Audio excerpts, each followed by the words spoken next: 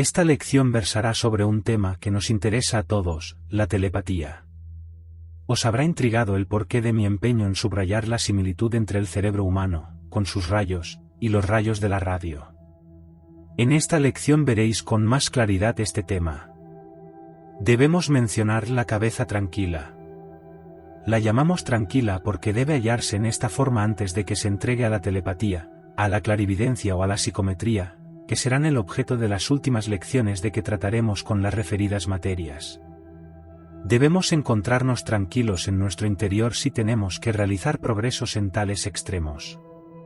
Considerad lo siguiente: ¿os sería posible dar un buen concierto de música sinfónica en la vecindad de la caldera de una fábrica? ¿Podríais disfrutar de una música clásica o del género que sea y que os guste si hay gente a vuestro alrededor brincando por todos lados y berreando con todos sus pulmones? No, ciertamente. Tendríais que cortar la radio y poneros a berrear como los demás, o si no, mandar a todo el mundo que se calle. En el cerebro, existen diferentes áreas receptoras. La zona que corresponde aproximadamente con el halo, capta las ondas telepáticas. Más tarde trataremos de las demás ondas, pero, antes que todo nos ocuparemos de las telepáticas. Cuando nos sentimos tranquilos, podemos detectar toda clase de impresiones. Se trata meramente de ondas de radio provenientes de otras personas y que son absorbidas por nuestro cerebro receptivo. Todos hemos de reconocer que a veces notamos interiormente lo que se podrían denominar empellones. Muchas personas, una vez u otra, han experimentado la sensación de que alguna cosa estaba a punto de suceder, o que ellos habían de emprender un tipo indeterminado y específico de acción. La gente que no está lo bastante enterada lo llamará un impulso, una corazonada, etc. En realidad, es una sensación meramente inconsciente o subconsciente de telepatía, eso es, que la persona que nota ese impulso ha captado un mensaje telepático, mandado a conciencia, o subconscientemente, por otra persona. La intuición pertenece al mismo tipo de cosas. Está comprobado que las mujeres poseen más intuición que los varones. Podrían ser más importantes telepatistas que el término medio de los hombres, a no ser su defecto de hablar demasiado. El cerebro de la mujer está comprobado que es más pequeño que el del varón, pero, a la verdad, este detalle no tiene la menor importancia. Un montón de inepcias se han escrito a propósito de la relación entre las dimensiones de los cerebros y el grado de inteligencia. Partiendo de los mismos principios, tendríamos que conceder que un elefante tendría que ser un genio, en comparación con el ser humano. El cerebro de la mujer está capacitado para vibrar en armonía con los mensajes que le llegan y para emplear nuevamente la terminología de la radio. El cerebro de la mujer es una estación receptora que puede sintonizarse más fácilmente que un cerebro masculino. Esta aclaración simplifica las explicaciones. ¿Recordáis la instalación viejísima que tuvieron vuestro abuelo o vuestro padre? Había en ella toda una serie de artefactos y, con todo, resultaba complicadísimo sincronizar con la estación local. Actualmente se puede emplear una radio de bolsillo y en un santiamén, empleando un solo dedo, nos ponemos en comunicación con todas las partes del mundo. El cerebro femenino es igual, es más fácil de sintonizar que el masculino. Asimismo, pueden recordar perfectamente a los hermanos gemelos. Es un hecho probado que dos gemelos idénticos están siempre en contacto recíproco. Es indiferente la distancia en que se hallen el uno del otro, físicamente. Un gemelo 196 vive en Norteamérica y otro en el sur. Si se conocen los acontecimientos que les suceden al uno y al otro, simultáneamente, podemos llegar a la conclusión de que cada uno de los dos conoce lo que el otro está haciendo. Esto se produce porque los dos proceden de una misma célula, de un mismo huevo, y por eso sus cerebros son igual que un par de receptores o transmisores de radio acoplados cuidadosamente. Se encuentran sintonizados sin esfuerzo alguno por parte de sus dueños. Nos falta saber, ahora, cómo se puede practicar la telepatía, porque tendremos que practicarla con fe, no con cualquier fe y con la práctica que sea, necesitaremos nuestra vieja conocida, la compostura interior. La mejor forma de hacer prácticas es la siguiente: digámonos a nosotros mismos, durante 1 o 2 días, que en determinada fecha conseguiremos hacer receptivo nuestro cerebro en tal o cual hora de aquel día, de forma que podremos captar, primero, impresiones generales, y después, mensajes telepáticos. Repitámonos a nosotros mismos, afirmemos repetidas veces que vamos a obtener un éxito en estos ejercicios. En el día predeterminado, con preferencia al atardecer, retirémonos a una habitación apartada. Miremos bien que las luces estén bajas y que la temperatura sea cómoda para nosotros. Entonces reclinémonos en la posición que nos resulte más cómoda. Téngase en la mano una fotografía de la persona a la que estemos más unidos espiritualmente. Cualquier luz que ilumine la foto debe estar a nuestra espalda. Respiremos profundamente durante unos pocos minutos y luego expulsemos de nuestro cerebro todo pensamiento extraño. Pensemos en la persona cuya fotografía tenemos en las manos, miremos la fotografía, visualicemos la persona, de pie enfrente de nosotros. ¿Qué nos diría dicha persona? ¿Qué le responderíamos? Formemos nuestros pensamientos. Se puede decir, si es preciso, háblame, dime. Entonces aguárdese la respuesta. Si estamos bien sosegados, si tenemos fe, notaremos algo que se mueve en nuestro cerebro. Primero, tendremos tendencia a pensar que es imaginación, pero no lo es, que es realidad. Si rechazamos esto, considerándolo mera imaginación, renunciamos a la telepatía. La manera más simple de adquirir la facultad de la telepatía consiste en trabajar de acuerdo con una persona que conozcamos muy bien y con la cual estemos en los mejores términos. Entre los dos, discutiremos lo que vamos a practicar. Decidiremos que tal o cual día, a tal o cual hora nos pondremos en contacto telepático. Ambos, simultáneamente, nos retiraremos a nuestras habitaciones, no importa la distancia en que vivamos el uno del otro, puede ser de un continente al otro, las distancias no cuentan. Nos tenemos que enterar, en cambio, de las diferencias de horario, por ejemplo, Buenos Aires puede llevar 2 horas de avance con respecto a Nueva York. Hay que calcular, de otro modo, el experimento podría fallarnos. Igualmente, hay que ponerse de acuerdo el que tiene que transmitir con el que tiene que recibir lo transmitido por su compañero. Estos resultados pueden alcanzarse fácilmente, sincronizando primero los relojes de ambos, y luego refiriéndose al meridiano de Greenwich, por ejemplo, lo que eliminará todo peligro de confusión.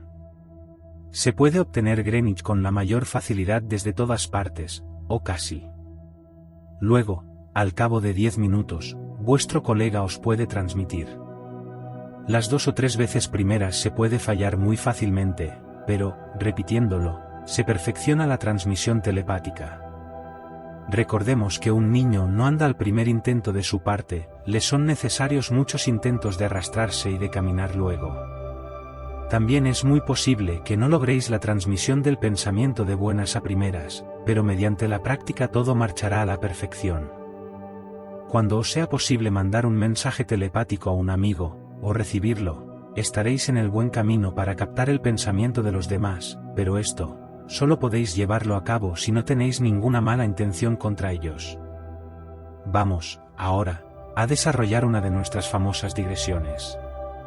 No se puede en ningún caso, y bajo ningún pretexto, emplear la telepatía, la clarividencia o la psicometría para perjudicar a otra persona, ni otra persona puede dañarnos por esos métodos.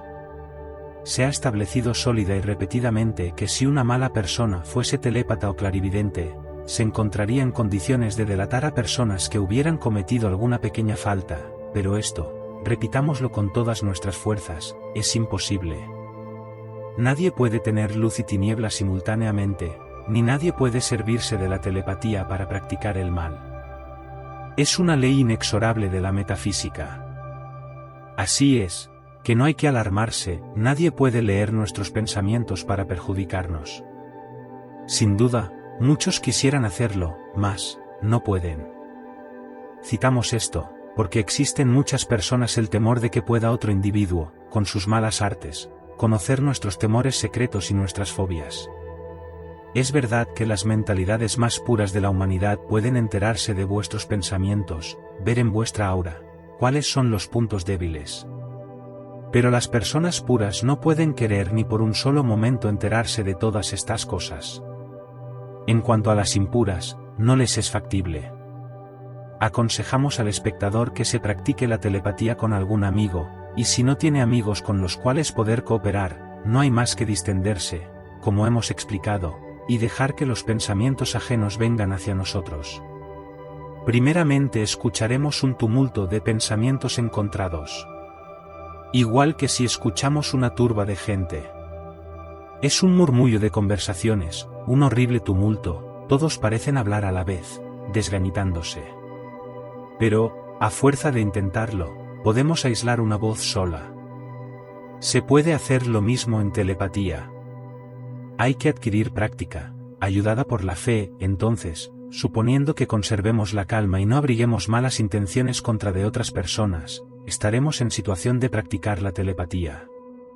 Podemos decir que recibiendo mensajes telepáticos escuchamos la radio, y captando mensajes clarividentes vemos imágenes de la televisión, y a menudo en el más brillante de los tecnicolores. Si queremos alcanzar la clarividencia, nos es necesario un cristal o algún objeto reluciente.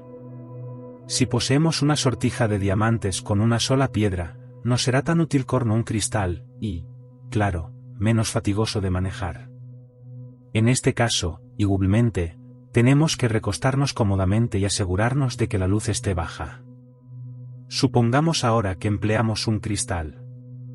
Estáis completamente a vuestras anchas y en vuestra habitación al atardecer. Vuestras cortinas o postigos han sido cerrados para evitar los rayos de luz directa. La habitación se halla a oscuras, hasta el punto de que apenas divisáis la silueta del cristal. No os es posible observar en el cristal ningún puntito de luz. Todo es tenebroso, casi ausente, tenéis la impresión de que podréis captar algo, ver alguna cosa. Mirad seguidamente el cristal sin querer ver nada, como si estuvieseis mirando en la lejanía. El cristal estará a cosa de un palmo de vuestro rostro, pero vosotros tenéis que mirar muy a lo lejos.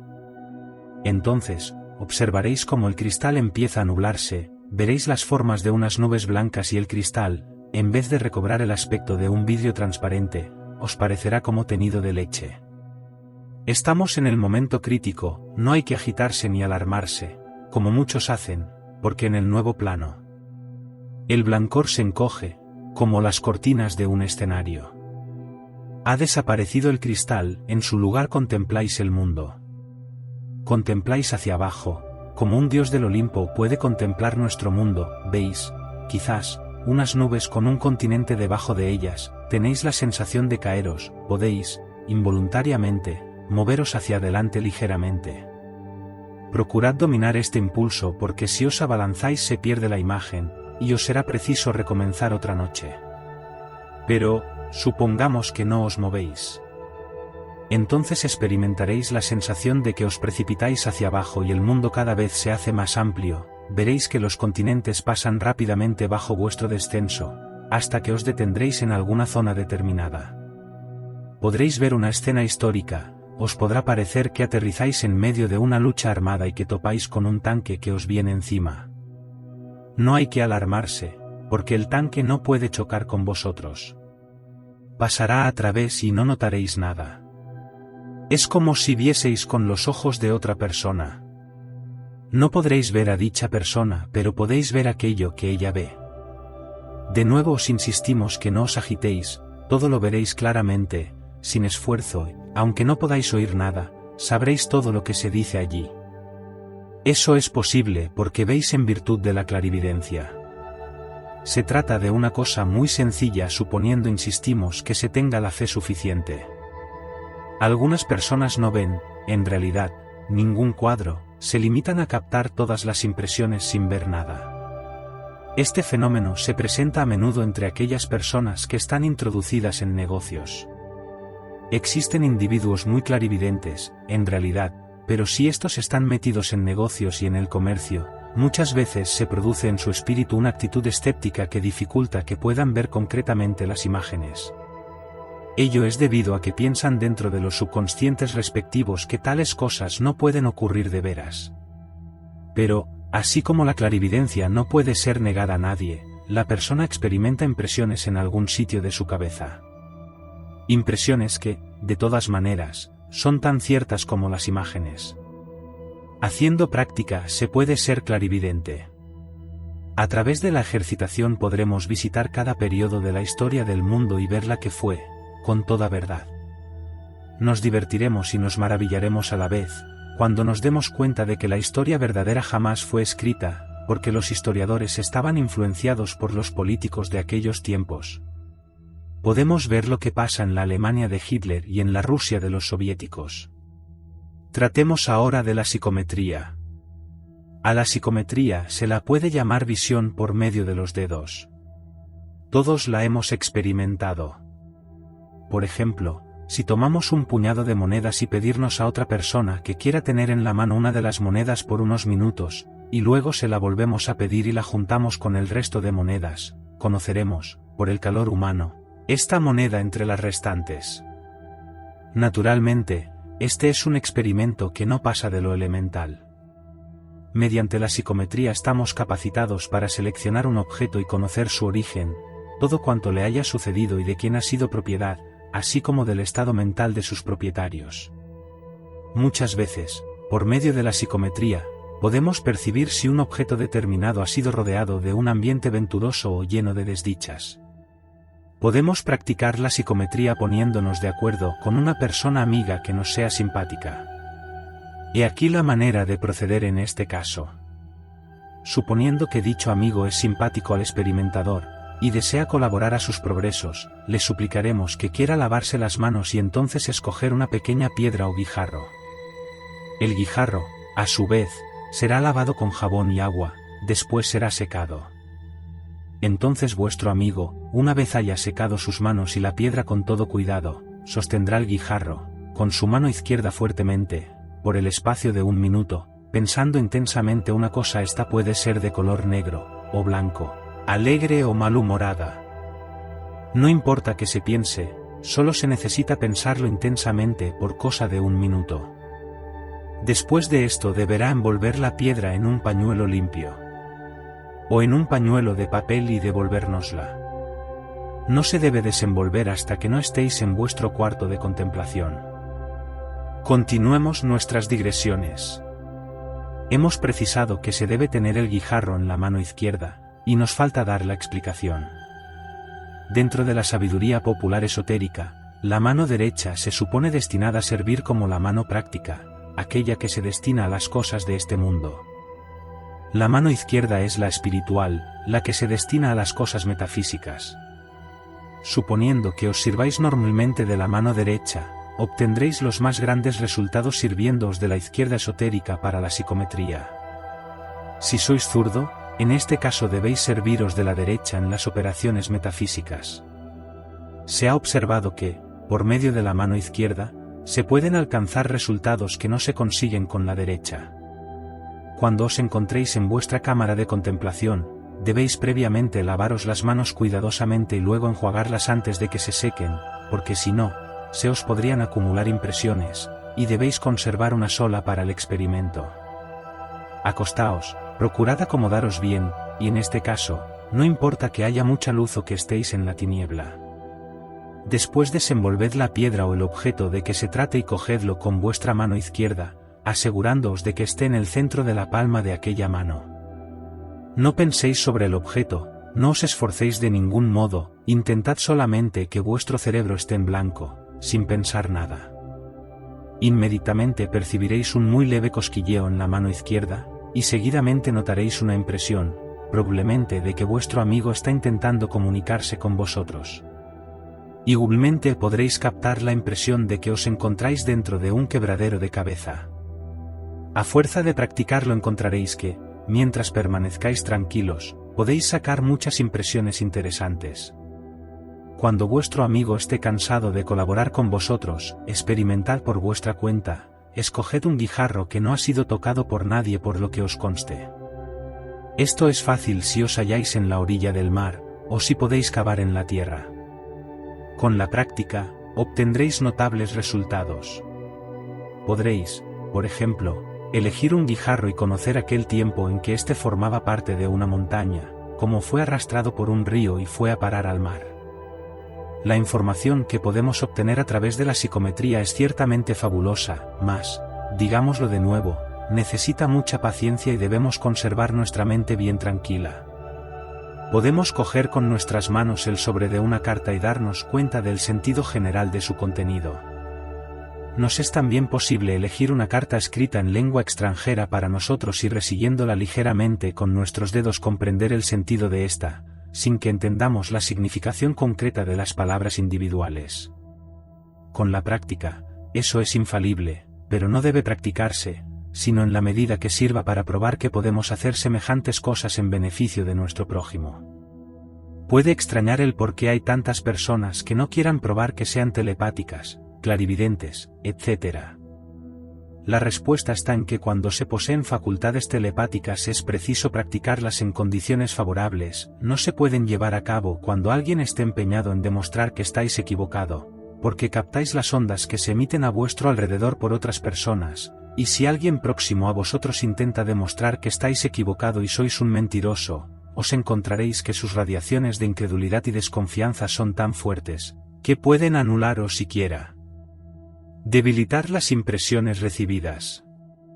Recomendamos a todos a quienes se les pida que demuestren sus facultades, respondan que no les interesa, vosotros conocéis la verdad, y lo que sabéis no os precisa probarlo a todo el mundo. También queremos decir algo acerca de los clarividentes que residen en callejuelas y viven de su profesión. Es un hecho el que muchas mujeres tienen gran predisposición para la clarividencia de vez en cuando, es decir intermitentemente, sin poderse provocar a voluntad. Es frecuente el caso de alguna mujer que posee, a ráfagas, la mayor clarividencia y extraña a todos sus amigos con sus profecías. Estos pueden convencerla de que se dedique profesionalmente a la adivinación. La pobre mujer, engañándose a sí misma, puede dedicarse a dichas artes adivinatorias y cobrar sumas importantes de dinero por sus servicios. No puede revelar a un cliente que, en el día de la consulta, sus habilidades le fallan, y por lo tanto, muchas veces se ve obligada a mentirle. Usualmente, no carece de facultades psicológicas, y, a medida que le van fallando las facultades adivinatorias y sustituyéndolas con su inventiva, llega a perderlas por completo. Nadie debe aceptar dinero por leer en el cristal o echar los naipes. Si lo hacéis así, perderéis vuestras facultades de clarividencia. Jamás debéis envaneceros de poder hacer eso o esto otro, ya que si lo hacéis así podréis veros dominados por las ondas del cerebro de quienes no creen en vuestras facultades. Casi siempre es preferible que no hagáis ostentación de vuestras facultades. Cuanto más normales y naturales os presentéis, más conseguiréis. No debéis nunca querer presentar pruebas, si lo intentáis, seréis inmediatamente sumergidos por las ondas dubitativas de los demás, ondas que podrán causaros graves daños. Os exhortamos a practicar continuamente vuestras facultades, y la interior compostura de ánimo, sin la cual no podréis practicar absolutamente nada de todas esas cosas que hemos explicado. Con ella, lo podréis todo.